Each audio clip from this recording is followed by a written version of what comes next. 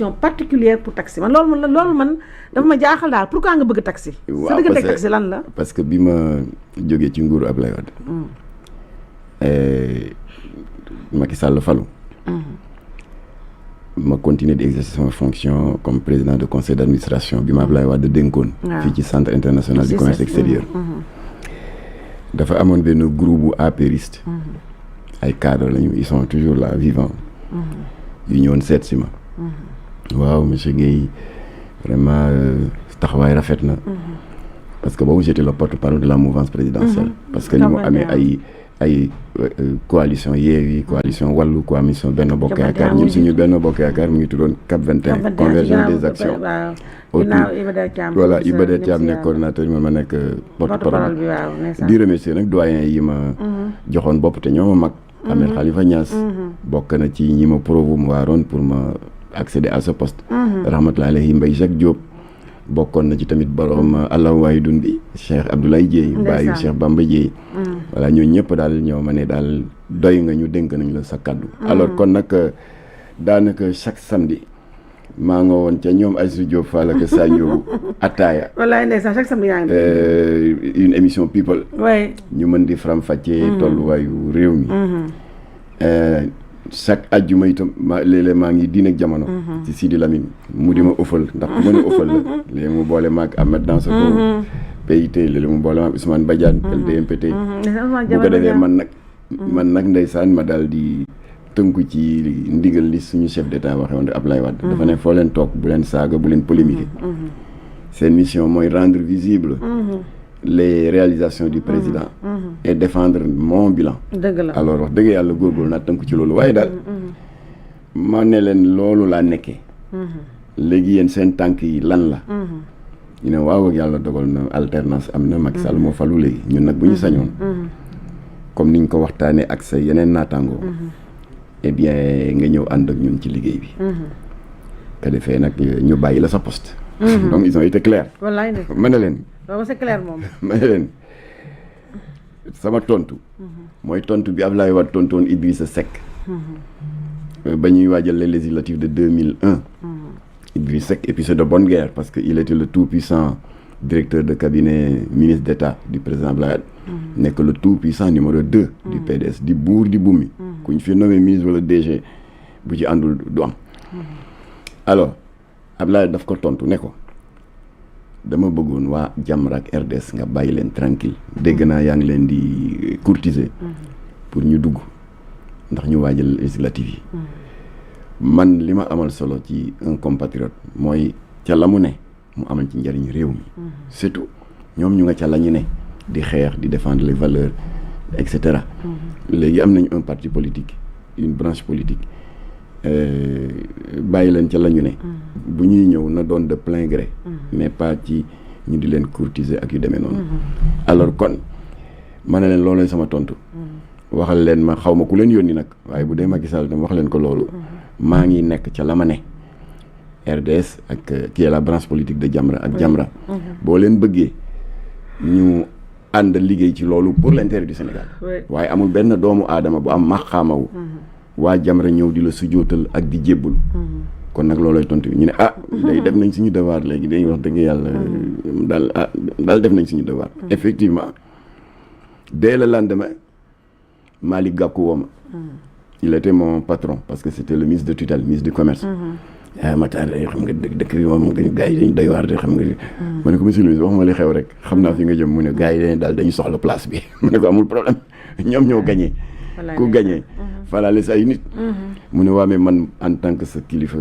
may naa la possibilité comme que on est ay le 2-3 janvier yooyu 2013 may naa la possibilité nga toog ba fin du mois booy dem nga yóbbaale sa 2 millions de salaire ma ne ko suba laa leen di delloo seen caabi mu ne non mën nga toog ma ne ko non effectivement dama egg rek commencé lem samay bagages ndeysaan DG bi ne ma waa monsieur Guèye ministre nee na nga toog ba fin du mois ma ne ko non divorce bu amee daal jeex na ko ñoom defee nañu ne nit ki balaa ngay mën a amal njëriñ si réew rek foog nga jébbalu ñu dans un parti politique kooku du suñu conception ñun amu àdduna jiitaluñu alors bref noonu la ñu xuloo ak waa APR yi et ma daal di génn téye sama saak di dem à pied maa ngi egsi sa réponse bi DG ne ma mais monsieur Guèye bàyyi chauffeur bi yóbbu la chauffeur la ma ne ko non jeex na caabi jaa ngi nii léppaa ngi nii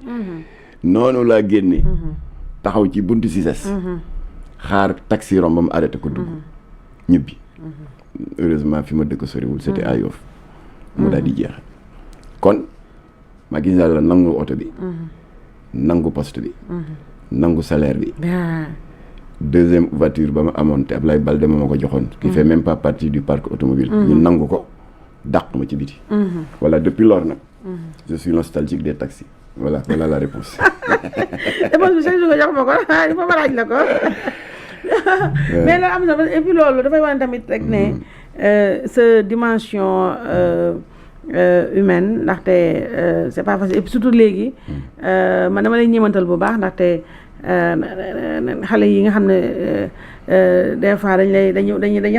violence li dafa xaw a bari te xale yi ndax léeg-léeg nga dugg fu garaaw foo xam ne am na ay intérêt yu bari yooyu laal te dañ lay ñimantal mais sant yàlla ndax yow da ngay def ni moom ku la ko bëgg a tere dina yéeme léegi bu ko defee ñu dugg nag directement grand ci waxtaan wi ñëw nag ak yaa ngi tudd sànq Ablaye Wade macha allah sunu maam jooju yàlla sunu borom bi yokk ay fanam wëral ay cëram te dëgg-dëgg gën ko daal gën ko bàyyi suñu biir daal soxloon nañ ko mu doon feete nag fan yi ñu génn l'âge canonique de 99 ans macha allah yàlla nañ ko multiplier par n Mamatar loolu yan kàddu nga am envie teg ci ndeysaan jëmm jooju day am naa yaakaar ne képp ku yëngu ci langue politique bi bu dee waxal yàlla rek a tax mu gàtt mu gudd di nga nangu ne am na loo jàng ci Ablaye Wade waaye ñun nag yàlla dafa dogal aussi bien au plan administratif au plan politique Ablaye Wade formé na ma formé Latif formé sëñ Mbacké Ndiaye formé Thierno Lo ci lu bari boole ci nag une générosité de cœur débordante léeg-léeg sax si moom laa jëkk a déggee ak woyof ak courtoisie le chant de l'hymne de la renaissance africaine ci biir salle de banquet lañ ko doon wayale parce que moom moo bind paroles yi ba pare jox ko le colonel Fallou Wade moo def habillage musical bi donc woyof ñaareel ba générosité de cœur ndax parcours am bu ñu toogee ak moom lu muy gàtt bu amee lu mu ñu ci baaxee di nga ci jële jàngat bu bari ba pare nag am reconnaissance parce que waxoon na ne ñi ko jàppale woon au deuxième tour dana leen responsabilité te sàmm na kàddoom ndax ba mu paree ndem si yàlla si Cheikh Abdoulaye Dieye ci qui est un ingénieur paysagiste mu nommé ko PCA SAED une société d'aménagement de je ne sais quoi rahmatullah alayhi Mademba Sock mu nommé ko PCA agence électrification rurale waaw Mame Makhtar Gueye mu nommé ko président conseil d'administration CICES Iba Der Thiam vice-président assemblée nationale etc. Alors man nag Ablaye di yamul ci responsabiliser ma au plan professionnel et administratif waaye dafa ma responsabiliser au plan politique évidemment sur proposition du professeur Iba Der Thiam nettali naa ko léegi ñu dénk ma lu 64 partis de la mouvance présidentielle ma yore seen kàddu maa daan dem au front pour rendre visible les réalisations du président et défendre son bilan alors léegi nag au plan personnel ñun jàng nañu lu bari ci moom daf ñu mës a invité à dîner man ak Abdou Latif Gueye boobu dafa doon célébrer sa victoire par rapport au NEPAD ni ko naataangoom yi accepté ba pare cëral ko ci alors ci laa gis hygiène de vie boo xam ne rigueur ba ca nekk foo ko natt weesu na ko yi nga ne Ablaye jën bu ñu saaf wow koŋ moom lañ ko tegal reer ak peut-être quelques pommes de terre frites mais gisoo benn matière grasse amul mayonnaise amul yeneen affaire magie rien ak benn kaasu ndox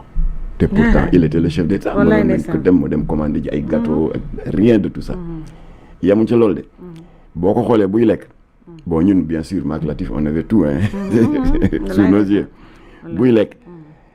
der bi nekk ci kaw jën bi sax day jël précaution ak fourchette am dindi ko délicatement tege ko nen matière grasse du ko laal ndax xam nga gis nañu que la genèse des AVC yu ci ëpp cholestérol bu yokku la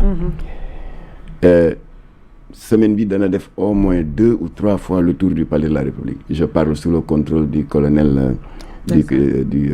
colonel voilà ñëpp miin nañ ko ci palais léeg-léeg sax nga gis ci réseaux sociaux yi mu sol jóogi gëm ànd ak doomam ñu daw si dans le palais voilà kon ginnaaw li ñu jàng ci moom au plan administratif et politique defe naa li ma ci tëjee mooy ñaan ñëpp ñu jàng ci moom hygiène de vie surtout il mène une vie très saine du laal sàngara du tux cigarette du def leneen il se couche à l'heure et il se lève très tôt. Et puis, voilà, il travaille bien et puis à des heures... Absolument. Ouais. Il avait l'habitude de dire que le travail bien fait, c'est le travail vite fait et bien fait. Il faut toujours travailler. Il faut travailler. Toujours travailler. Encore travailler. C'est son fameux slogan. Et enfin, am na benn slogan ki maa ngi koy fas ba léegi sama xol te jëfee na ko. dafa ne woon dëgg la Abdou Diouf sonnal na ma Senghor sonnal na ma 27 ans d'opposition ponctués d'incarcération régulière privation de liberté metti na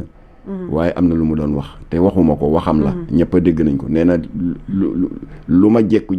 je refuse d'aller au palais en marchant sur des cadavres te jëfee na ko alors kon nag góor googu mënuñu dul ñaanal ko